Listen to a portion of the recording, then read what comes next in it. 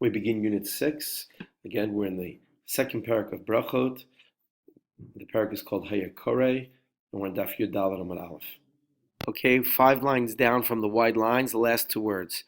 Amar Rav. Rav said, Kol hanosin shalom lechavero kodem sheispalo.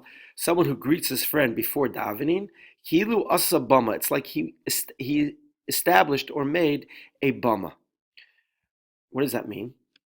Nosin shalom, greeting your friend, it doesn't mean, hey, how are you? But, hey, how'd your fantasy football team do? How's your family? How's your brother? How's your mother? What's new at school? What's new at work? That's what it means, no saying shalom. That's the kind of greeting we're talking about. Not a casual greeting, but more of a serious inquiry. If a person does that before davening shachris in the morning, kodem sheyispalo, it's similar to a man making a bama, an altar.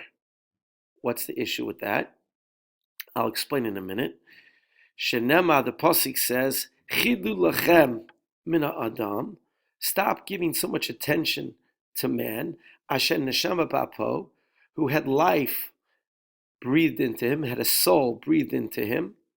Ki bameh nechshavhu. What makes him so important? And Rav darshans the word what makes him so important, the word bameh, and it's a play on words. Al tikri bameh, don't read it. What makes him important? Ela bameh.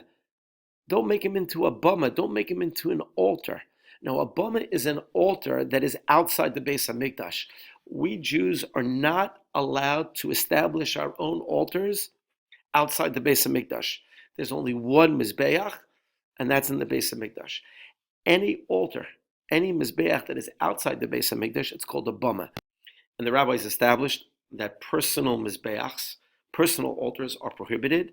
And if you set one up, it's like a bama. It's called a bama, not like it is a bama, and that is prohibited. So according to Rav, if you greet your friend in the morning before davening, you're like creating a bama, your own personal altar, and that is prohibited. Shmuel takes this pasuk and he reads it the simple meaning. Shmuel Amar, Bameh chashavto lezeh v'lo lelekai. Shmuel says, what makes this person more important than God? Don't make him more important than God. So on your way to shul in the morning, get focused on your priorities and don't get distracted.